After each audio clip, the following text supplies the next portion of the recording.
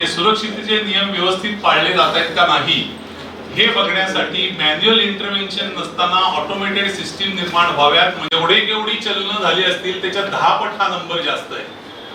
आणि हे केवळ ऑटोमेटेड जनरेट केली म्हणजे काय, कुठलाही हवालदार किंवा कोणी येतो ड्रायव्हरच्या सुरक्षेसाठी ते तुम्ही कधी दाबा ते पॅनिक बटन कधी काम करत नाही, कारण की मोठा भ्रष्टाचार तिथे केंद्र शासनाने 140 असू शकतो.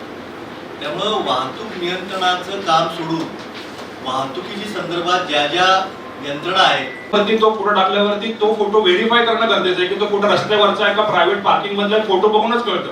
परंतु आता हे याचा सगळ्यात फायदा जर का कशात झाला असेल तर सरकारला रेव्हेन्यू जनरेशनसाठी झाला. तो अशासाठी आला की सेफ्टी रस्त्यावरची वाढली पाहिजे, सुरक्षा ही सगळ्यात जास्त महत्वाची आहे. आणि ती जर पहिलं जे उद्दिष्ट होतं ते उद्दिष्ट साध्य झालेलं नाही. दुसरं, याच्या प्रणालीमध्ये जास्त प्रमाणात जी गाड्या चालतात त्या आपल्या या संघटनेच्या सभासदांनी चालतात, म्हणजे कंपन्यांचे आंदोलनासाठी जाणार आहोत.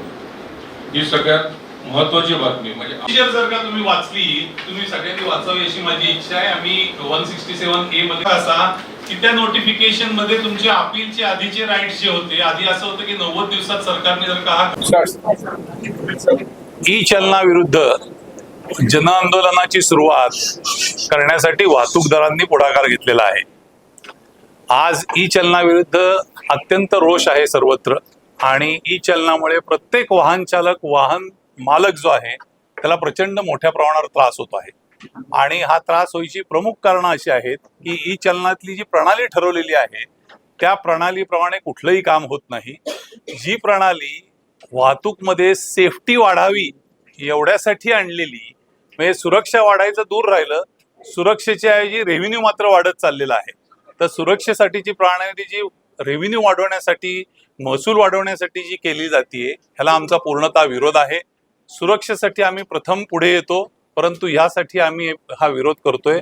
आणि त्याच्यासाठी 5 मार्च पासून मोठ्या प्रमाणावर आंदोलन सुरू करतोय आम्ही. त्याची सुरुवात पहिल्यांदी जन आंदोलनाची सुरुवात, जिथं आम्ही सगळ्यांना अपील करतो की तुम्ही सुद्धा याच्यात सामील व्हा.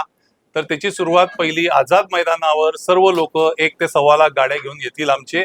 आणि त्याचबरोबर आम्ही सर्व लोकांना सुद्धा जे जे याच्यात अफेक्टेड पार्टी असतील, मग तो 2 व्हीलर असेल, 4 व्हीलर असेल, या सर्वांना असं आवाहन करू इच्छितो की सगळ्यांनी आझाद मैदानावर यावं. त्या दिवशी स्वरूप पहिल्यांदा आम्ही चर्चा करणार आहे सरकारशी. चर्चा ती 2 तारखेला सोमवारी होईल अशी अपेक्षा आहे.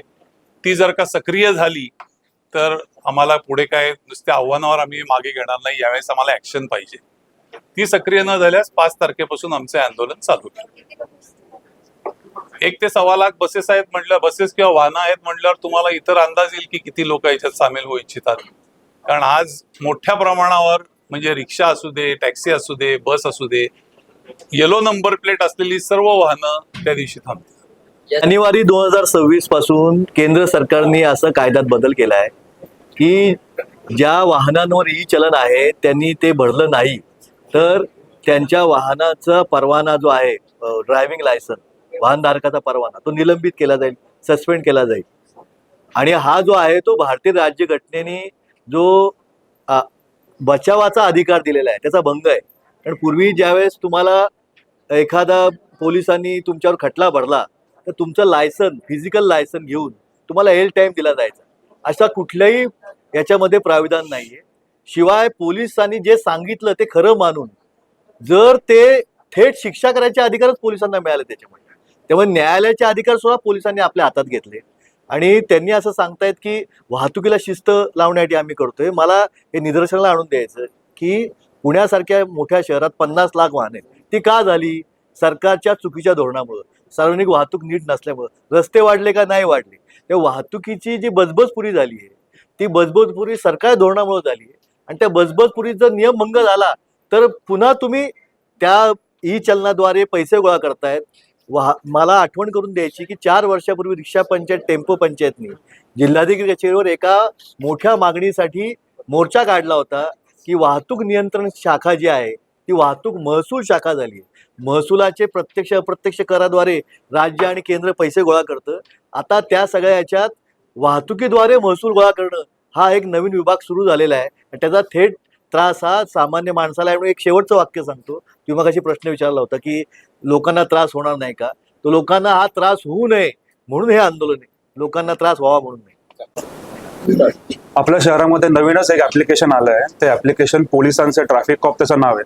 त्या ऍप्लिकेशनच्या माध्यमातून कुठलाही सामान्य माणूस जर का त्याचं कोणाची वैयक्तिक भांडण जरी असेल तरी तो त्या ऍप्लिकेशनचा मिसयूज करू शकतो. उदाहरणार्थ मी आता काही लोकांना काही पावत्या दाखवल्या.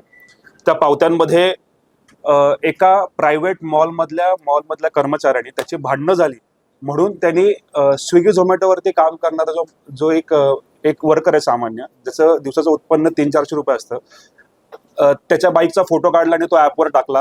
तो फोटो कुठलेही व्हेरिफिकेशन न करता तो अप्रूव्ह झाला आणि तो जो बाईक चालक आहे त्याला 500 रुपयाचा दंड बसला.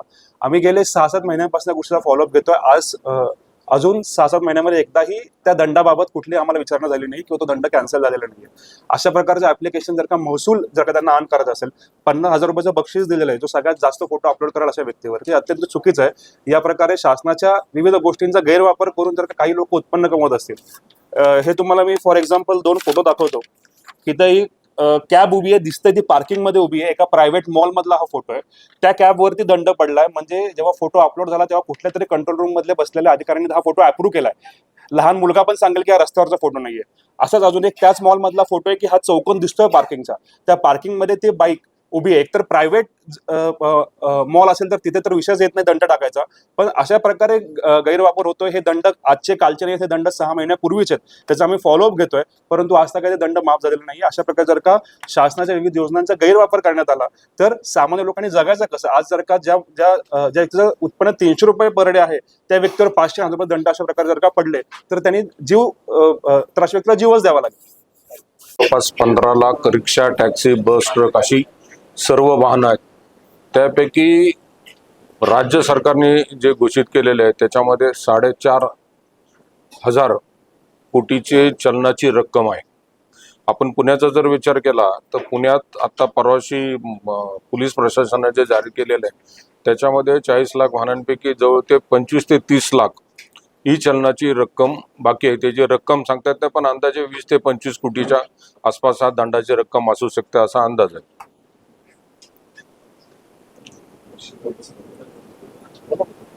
नाही, आता ह्याच्यामध्ये पहिल्यांदा असं झालंय की